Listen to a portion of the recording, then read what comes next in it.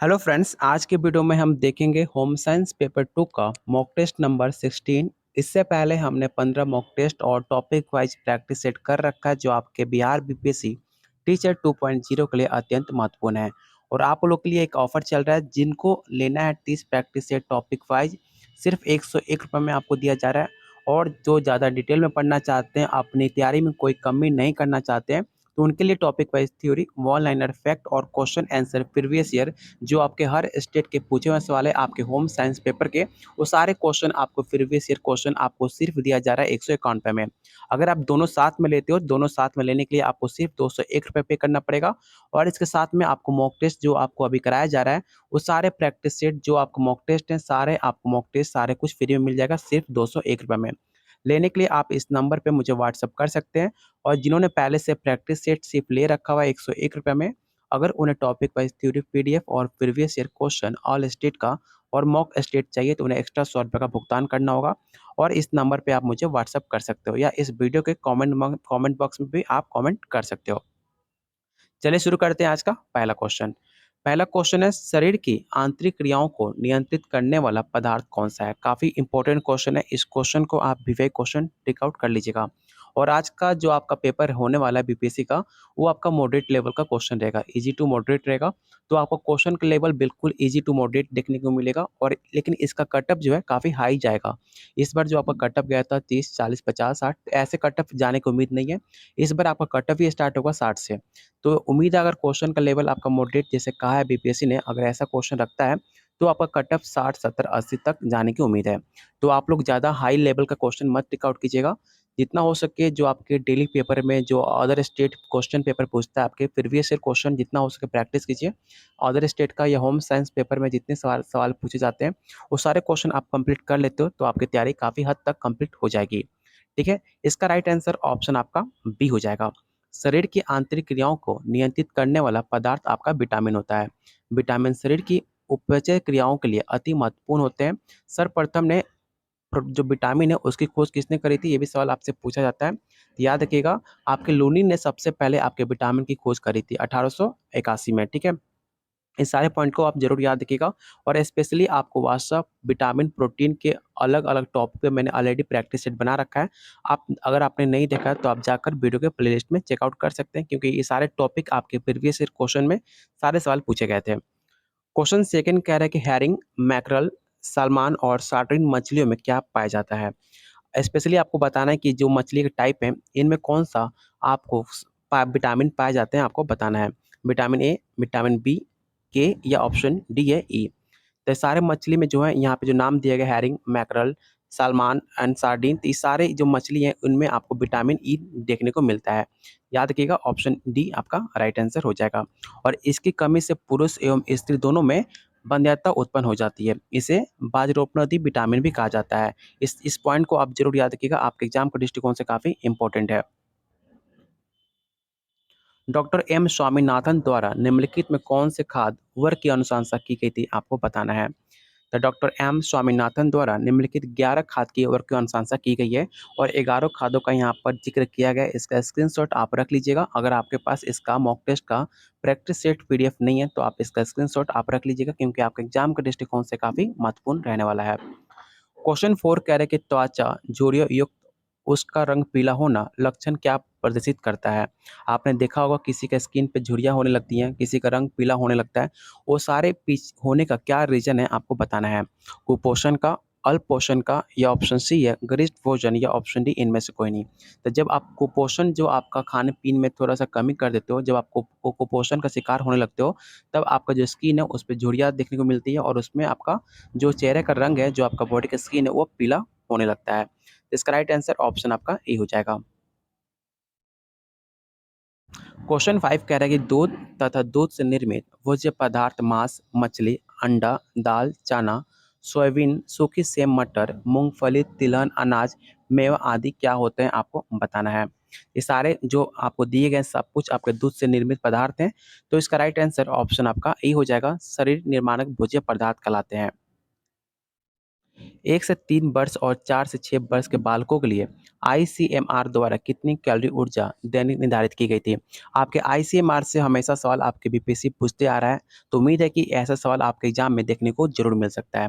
और ऐसे सवाल जितना आप प्रैक्टिस करोगे, आपके एग्जाम के दृष्टिकोण से काफ़ी महत्वपूर्ण होने वाला है। आप जितना याद कर लो, जितना थ्योरी रट्टा मार लो, कोई फ़ायदा नहीं होने वाला। आपको एग्जाम की तैयारी सबसे बेटर तब होती है, जब आप जितना क्वेश्चन आप अटेम्प्ट करोगे, जितना क्वेश्चन आप प्रैक्टिस करोगे, तो आपकी तैयारी और आपका कॉन्फिडेंट दोनों आपका बिल्ड होगा। इसलिए जितना हो सके आप लोग प्रैक्टिस कीजिए, जितना क्वेश्चन आप अटेम्प्ट कर पा रहे हो डेली, उतना आपके लिए काफ़ी बेटर होगा। याद रखिएगा, 1 से 3 वर्ष और 4-6 से वर्ष के लिए बालक के लिए आईसीएमआर द्वारा क्रमशः 1200 से लेकर 1500 कैलोरी ऊर्जा दैनिक निर्धारित की गई है। ठीक है? तो इसका राइट आंसर ऑप्शन आपका ए हो जाएगा। जल द्वारा पकाने की विधि को कितने भागों में बाँटा गया है? काफ़ी इंपॉर्टेंट सवाल है। ये सवाल आपका DSSSB में पूछा गया था कि जल द्वारा पकाने की विधि को कितने भागों में बाँटा गया है? तो खाद्य सामग्री को पकाने के लिए एक उत्तम तथा सर्वाधिक लोकप्रिय माध्यम जल है। जल के माध्यम से खाद्य सामग्री को 3 भिन्न विधियों द्वारा पकाया जा सकता है। कौन-कौन सा? तो पहला आपका उबालना हुआ, धीरे-धीरे उबालना और तीसरा आपके धीमी आँच पर पकाना। तो इसका राइट आंसर ऑप्शन आपका ए हो जाएगा। इसे आप ज़रूर याद रखिएगा। नीचे के बर्तन में पानी डालकर तथा ऊपर छलनी या कोई कपड़ा बांधकर खाद्य पदार्थों को रखा जाता है, जिसे आप क्या कहते हो आपको बताना है। तो वाष्प द्वारा पकाने की प्रत्यक्ष विधि के अंतर्गत किसी बर्तन में पानी डालकर उसे आग पर रख दिया जाता है, जिससे पानी गर्म हो जाए और उसमें भाप उठने लगे, तो इस उपरांत को जिस खाद्य सामग्री को पकाना होता है उस पर छलनी या बारीक मलमल के कपड़े में बांधकर खाद्य पदार्थ को रखा जाता है। इसका राइट आंसर ऑप्शन आपका ए हो जाएगा। खनिज भोज्य पदार्थों को वनस्पति भोज्य पदार्थ द्वारा क्या प्राप्त होता है आपको बताना है। ऑप्शन है खनिज लवण, वसा, प्रोटीन या ऑप्शन डी है ऑल ऑफ द अबव। तो वसा, प्रोटीन, विटामिन तीनों ही आपका प्राणिज भोज्य पदार्थ और वनस्पति भोज्य पदार्थ द्वारा प्राप्त होते हैं। इसलिए इसका राइट आंसर ऑप्शन आपका डी हो जाएगा ऑल ऑफ द अबव। और जितने लोग आप वीडियो देख रहे हो तो प्लीज़ वीडियो को बार-बार आप लोग को बोलना पड़ता है कि लाइक कीजिए, शेयर कीजिए। तो आप लोग के लिए इतनी मेहनत की जाती है, आप लोग के लिए डेली वीडियो लाया जाता है, तो प्लीज़ आप लोग का फ़र्ज़ बनता है कि कम से कम आप 400-500 लोग वीडियो देखते हो, तो कम से कम 1 लाइक अगर आप लोग करते हो तो मुझे अच्छा लगेगा, मुझे मोटिवेशन मिलेगा आप लोग के लिए और ज़्यादा मेहनत करने का। तो प्लीज़ आप लोगों से रिक्वेस्ट है कि प्लीज़ वीडियो को लाइक और दोस्तों के साथ शेयर करना बिल्कुल मत भूलिएगा। क्वेश्चन 10 कह रहा है कि भोज्य पदार्थों में क्या मिलावट से होते हैं? सुपोषण, कुपोषण, स्वस्थ जीवन या इनमें से कोई नहीं? अगर आप कोई भोज्य पदार्थ होते हो, उसमें कुछ मिलावट किया जाता है, तो उससे आपको क्या शिकार होता है? उससे आपको कौन-सा रोग होता है, आपको बताना है।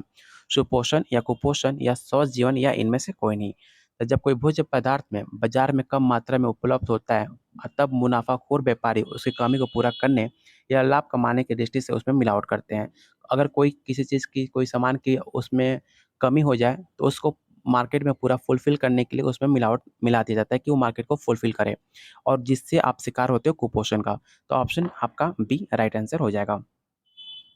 भूनने तथा सेंकने का प्रयोग किस विधि में किया जाता है आपको बताना है। तो आपने सीटेट 6 टू 8 में आपने पढ़ा होगा, आपको ये सब टॉपिक आपको सीटेट में पढ़ाया होगा और आपने बीएड में पढ़ा होगा। अगर आपने रेगुलर क्लास किया होगा बीएड में या आपने सीटेट 6 टू 8 का अच्छे से क्लास किया होगा, तो इस क्वेश्चन को बनाने में आपको कोई दिक्कत नहीं होगा। इसका राइट आंसर ऑप्शन आपका डी हो जाएगा। क्वेश्चन 12 कह रहा है कि रेफ्रिजरेटर में शुक्राणु की वृद्धि 40 डिग्री फ़ारेनहाइट से नीचे होती है, बढ़ जाती है या रुक जाती है या अपरिवर्तित होती है या इनमें से कोई नहीं। तो इसका राइट आंसर ऑप्शन आपका बी हो जाता है। जब रेफ्रिजरेटर में शुक्राणु की वृद्धि 40 डिग्री फ़ारेनहाइट से नीचे रुक जाती है, तो इस ताप पर भोज्य पदार्थ के जीवाणु नष्ट हो जाते हैं और अपने आप पनपने लगते हैं। तो ऑप्शन बी आपका राइट आंसर हो जाएगा। आपको बताना है कि अंडा और दूध कितने डिग्री फ़ारेनहाइट पर आपका सुरक्षित रहता है? काफ़ी इंपॉर्टेंट सवाल है। ऐसे सवाल आपके एग्ज़ाम में पूछे जाने के चांसेस काफ़ी ज़्यादा है। याद रखिएगा, आपके 35 से लेकर 40 डिग्री फ़ारेनहाइट आपका जब टेम्परेचर होता है, उसमें आपका अंडा और दूध और जितने भी आपकी सब्जियाँ होती हैं, वो आपका सुरक्षित रहने की उम्मीद होती है। तो ऑप्शन आपका सी राइट आंसर हो जाएगा। बोतलों द्वारा फलों को संरक्षण के लिए क्या आवश्यक नहीं है आपको बताना है। तो बोतलों द्वारा फलों को संरक्षण के लिए निम्नलिखित बातें आवश्यक होती हैं। फलों के जार या बोतलों के पर्याप्त रूप से गर्म करना और उसके निहित वायु को बाहर निकालना, सील बंद करना, फलों को संरक्षण के लिए धीरे धीरे पकाना चाहिए। तो ऑप्शन आपका डी राइट आंसर होगा। भंडार गृह में नमी होने पर डिब्बों को रखने के पूर्व क्या करना चाहिए? ये सवाल आपका यूपी पीजीटी का पूछा हुआ सवाल है। और याद रखिएगा, भंडार गृह में नमी होने पर डिब्बों को रखने के पूर्व तेल युक्त वस्त्र उसके चारों तरफ रगड़ देना चाहिए, जिसमें आपके नमी युक्त व्हाइट डिब्बों में प्रेस ना कर सके और सामान्यतः फलों को शक्कर शरबत का डिब्बा बन जाती है। तो ऑप्शन आपका डी राइट आंसर हो जाएगा। स्ट्रॉबेरी या चेरी जैम को जमाने के लिए उसमें क्या मिलाया जाता है आपको बताना है। अगर आपने स्ट्रॉबेरी या चेरी जैम खाया होगा तो आपने ये शायद सोचा भी नहीं होगा कि उसमें क्या मिलाते हैं कि ये जम जाता है। तो आज आप जान लीजिए, स्ट्रॉबेरी या चेरी जैम को जमाने के लिए उसमें नींबू का रस मिलाया जाता है, जो आपके खटास की एक निश्चित मात्रा जैम जेली जमाने के लिए आवश्यक होता है, जिसमें आपको साइट्रिक अम्ल भी मिलाया जाता है। तो ऑप्शन आपका बी राइट आंसर होगा, नींबू का रस। बाल कल्याण सेवाओं में स्वास्थ्य निरीक्षण जन स्वास्थ्य नर्स तथा चिकित्सा अधिकारी से संपर्क स्थापित करने में किसका सहयोग काफी प्रमुख माना जाता है। इस क्वेश्चन को आप मोस्ट इंपॉर्टेंट टेक आउट कर लीजिएगा। क्वेश्चन का लेवल अगर थोड़ा सा भी आपका मॉडरेट टू हाई करता है तो आपके एग्जाम के दृष्टिकोण से ये सवाल काफी इंपॉर्टेंट हो जाता है। इसका ऑप्शन बी आपका राइट आंसर हो जाएगा। वायरस द्वारा शिशुओं में होने वाली सामान्य छूत कौन सी है आपको बताना है। वायरस द्वारा शिशुओं में होने वाले सामान्य छूत या रोग खसरा, जर्मन खसरा, छोटी माता, चेचक आदि शामिल होते हैं। आपने देखा होगा बच्चों को हमेशा ज़्यादा आपके स्मॉल पॉक्स, चिकन पॉक्स या मसल जैसे बीमारी होती रहती हैं। वो सारे कुछ आपके खान-पान पे डिपेंड करते हैं, आप कैसे माहौल में रहते हो, कैसे गंदगी है वहाँ पे, वो सारी चीज़ आपको हेल्थ के लिए काफ़ी हानिकारक होता है। इसका राइट आंसर ऑप्शन आपका डी हो जाएगा, ऑल ऑफ द अबव। डिस्पीडिया का परिणाम क्या होगा आपको बताना है। ये बच्चों में फैलने वाला एक संक्रामक रोग है जो आपके डिस्पीडिया उत्पन्न करने वाले जीवाणु को कोरिबैक्टीरियम डिस्फेटाई के नाम से जानते हैं, जो आपके धीरे-धीरे आपके बॉडी में ये फैलता है।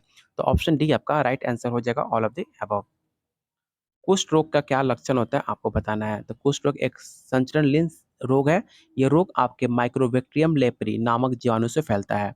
इस रोग के लक्षण त्वचा पर बड़ी ग्रंथियां तथा फोड़े होना, नाड़ियों बढ़ जाना और कोमल हो जाना आपकी इसके पहचान है आपकी बीमारी के। तो ऑप्शन डी आपका राइट आंसर होगा।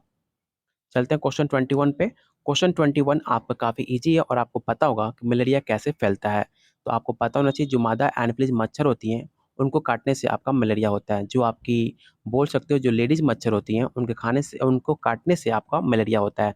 तो आप समझ सकते हैं कितनी खतरनाक होती हैं, तो इनसे आप बच कर रहिएगा।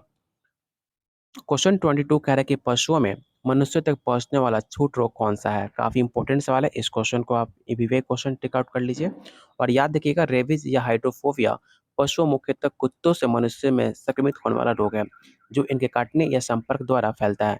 अगर आपने देखा होगा, अगर किसी इंसान को कुत्ते काट ले तो अगर सही टाइम पे उन्होंने इंजेक्शन नहीं लिया, उनका इलाज नहीं कराया जाए, तो इंसान में आपका हाइड्रोफोबिया या आपको रेबीज नाम से भी जाना जाता है आपका हाइड्रोफोबिया को, तो आपके रोग देखने को मिलता है। और उनको हाइड्रोफोबिया जिसको होता है, उनको पानी से डर लगने लगता है। तो इस चीज़ जो आपको, अगर आपको कोई भी जानवर या कोई भी पशु पक्षी जो भी आपको काटे, तो उसका हर चीज़ का एक इंजेक्शन आता है, उसका आपको इलाज करना चाहिए। नहीं तो आपके बॉडी में वो उसका इन्फेक्शन फैल जाता है और आपके अंदर वो बीमारी के तौर पर उत्पन्न होने लगेगा। तो ऑप्शन ए आपका राइट आंसर होगा, हाइड्रोफोबिया। निम्नलिखित में कौन सा आहारीय चिकित्सा का उद्देश्य माना जाता है। तो आहारीय चिकित्सा का उद्देश्य पाचन तंत्र के कष्टों को देखते हुए सरल और सौम्य और सुपाच्य आहार प्रदान करता है, जिससे रोग अवस्था में उच्च पोषक स्तर की निरंतर आपूर्ति होती रहती है। तो ऑप्शन डी आपका राइट आंसर होगा, ऑल ऑफ द अबव। उच्च प्रोटीन युक्त आहार में प्रतिदिन कितनी प्रोटीन देना चाहिए आपको बताना है। ये मैंने सवाल कितनी बार आपको करा रखा है, तो बिल्कुल भी इसमें आपको गलती नहीं करनी है। और याद रखिएगा, मानव स्वस्थ रहने के लिए विभिन्न प्रकार के आपको कार्बोहाइड्रेट, प्रोटीन, वसा और खनिज आपके भोजन में प्रयोग करना चाहिए, जो आपके शरीर को काफ़ी ज़्यादा स्वस्थ रख सकता है। तो इसका राइट आंसर ऑप्शन आपका बी होगा। 100 से 125 ग्राम आपको प्रोटीन लेना चाहिए आपको प्रतिदिन, जो आपके हेल्थ के लिए काफ़ी फायदेमंद होता है। क्वेश्चन 25 कह रहे हैं कि जौर से पीड़ित वयस्क व्यक्ति के आहार में कितने कैलोरी देना चाहिए आपको बताना है। 3000, 2700, 2500 या ऑप्शन डी है 2000। तो इसका राइट आंसर ऑप्शन आपका बी हो जाएगा। और प्लीज़ आप लोगों से रिक्वेस्ट है कि प्लीज़ वीडियो को एक बार और लाइक कर दीजिए। जिन्होंने कर रखा है वो लाइक नहीं कीजिएगा, जिन्होंने लाइक अभी तक नहीं किया तो प्लीज़ लाइक और वीडियो को शेयर एक बार अपने फ्रेंड्स को या अपने ग्रुप्स में एक बार वीडियो को जरूर शेयर कर दीजिएगा। क्वेश्चन 26 कह रहा है कि अर्धसूत्री कोशिका विभाजन होते हैं। तो अर्धसूत्री कोशिका विभाजन मानव शरीर के प्रजनन तंत्र में होते हैं। अर्धसूत्री विभाजन द्वारा मात्र कोशिका में 4 संधाती अनुभूत कोशिकाएँ बनाई होती हैं। ऐसे सवाल आपके प्रीवियस ईयर क्वेश्चन में पूछा गया था, इसलिए सवाल आपका इम्पोर्टेंट हो जाता है, क्योंकि आपके अर्धसूत्री से और मानव कोशिका से आपके 4 से 5 सवाल आपके प्रीवियस ईयर क्वेश्चन में पूछे गए थे। क्वेश्चन 27 कह रहा है कि मस्तिष्क तथा रीढ़ रज्जु में पाई जाने वाली ऊर्जा क्या कहलाती है? काफ़ी इंपॉर्टेंट सवाल है और इस क्वेश्चन का आंसर ऑप्शन आपका ए हो जाएगा। क्वेश्चन 28 कह रहा है कि अस्थि पंजर में कौन सा प्रमुख भाग नहीं होता है? सिर, धड़, अग्रांग या ऑप्शन डी है रक्त कण। तो सिर, धड़ और अग्रांग सभी अस्थि पंजर के भाग ही माने जाते हैं, जबकि रक्त कणिकाएं रक्त कोशिकाओं में प्रेजेंट होती हैं। ये रक्त की कणिकाएं 3 प्रकार की होती हैं। कौन-कौन से? तो यथा, लाल रक्त और कणिकाएं। ये सारी चीज़ आप पॉइंट को जरूर नोट डाउन कर लीजिएगा, आपके एग्जाम के दृष्टिकोण से काफ़ी महत्वपूर्ण साबित होगा। क्वेश्चन 29 कह रहे हैं कि स्वस्थ शरीर में पेशियाँ सदा ही थोड़ी कसावट के सिचुएशन में रहती हैं, ताकि प्रत्येक समय क्रिया के लिए तत्पर रहे। ये तत्परता क्या कहलाती है आपको बताना है। तो ये तत्परता आपका मसल टोन के नाम से जानी जाती है। ऑप्शन बी आपका राइट आंसर हो जाएगा। मेरुदंड कोष, पसलिया तथा उरोशिट क्या होते हैं आपको बताना है। तो मेरुदंड कोष, पसलिया तथा उरोष्धर की अस्थियां हैं, जो मनुष्य के मस्तिष्क खोपड़ी की हड्डियों को सुरक्षित रखता है। तो ऑप्शन बी आपका राइट आंसर होगा। वैसी पेशियाँ जो नितंब का मांसल भाग बनाती हैं तथा फीमर से जुड़कर नितंब जोड़ को फैलाव करती है, वो क्या कहलाती हैं आपको बताना है। तो ऑप्शन सी आपका राइट आंसर हो जाएगा। और याद रखिएगा, जो आपका फीमर होता है वो सबसे मानव इंसान में सबसे बड़ा आपका हड्डी माना जाता है। तो फीमर ऑप्शन इसका हो जाएगा और ऑप्शन सी आपका राइट आंसर होगा। और आज का लास्ट क्वेश्चन रहेगा और आपको बताना है कि पसलियों के बीच जो पेशियाँ उत्सर्जन के लिए ऊपर उठती हैं, वो क्या कहलाती हैं? इसका आंसर आप लोग कमेंट बॉक्स में बताइएगा कि इसका आंसर क्या होगा। और आप लोग कमेंट कीजिएगा तो आपको पता चलेगा आपकी तैयारी कितनी है। तो आप लोग अपने आप से झूठ मत बोलिए। इसका आंसर आप लोग खुद से टिक आउट कीजिए कि इसका आंसर क्या होगा। चाहे गलती हो, चाहे सही हो, आपको आंसर करना चाहिए। ऐसे पता चलेगा कि आपकी तैयारी कितनी है। और प्लीज़ आप लोग वीडियो को लाइक और शेयर करना बिल्कुल मत भूलिएगा। और जिन्होंने चैनल को सब्सक्राइब नहीं किया, तो प्लीज़ आप लोगों से रिक्वेस्ट है कि चैनल को ज़रूर सब्सक्राइब कर लीजिएगा। और जिन्हें प्रैक्टिस सेट आपको चाहिए, topic wise theory PDF, fall liner fact और आपको प्रीवियस ईयर क्वेश्चन दिया जा रहा है, जो आपके अदर स्टेट में जितने सारे आपके एग्जाम हो चुके हैं, पूरा ऑल 29 स्टेट जो भी आप होम साइंस का क्वेश्चन पेपर एग्जाम लिए हैं, वो सारे क्वेश्चन पेपर आपको दिया जा रहा है सिर्फ आपको 151 रुपये में। अगर आप दोनों लेते हो तो दोनों लेने के लिए बहुत सारे फ़ायदे हैं। मेरे से आपको कोई भी डाउट हो, आप मुझसे बात भी कर सकते हो। सिर्फ 201 रुपये में दिया जा रहा है। साथ में आपको मॉक टेस्ट भी आपको फ्री में दिया जाएगा, जो आपको एग्जाम का दृष्टिकोण से काफ़ी महत्वपूर्ण होगा। मेरे तरफ से आपको इतने सारे practice set, question answer topic wise मिल जाएगा कि आपकी तैयारी में कोई कमी नहीं होगा, ये मेरी गारंटी है। बस आप लोग इतनी मेहनत कीजिए कि जितना मैं दे रहा हूँ, वो लोग अगर आप उतना कंप्लीट कर लेते हो तो 100% आपको जॉब होने में कोई रोक नहीं सकता है। चलिए बहुत जल्द मिलते हैं अगले क्लास में। अगर लेना हो तो आप इस नंबर पे आप मुझे व्हाट्सएप कर सकते हो, या फिर आप कहीं से भी तैयारी करो। बस आप लोग दिलो-जान लगाकर आप इस बार तैयारी कर लो। और इस नंबर पे व्हाट्सएप कर सकते हो, या इस वीडियो के कमेंट बॉक्स में भी आप कमेंट कर सकते हो। चलिए बहुत जल्द मिलते हैं अगले क्लास में।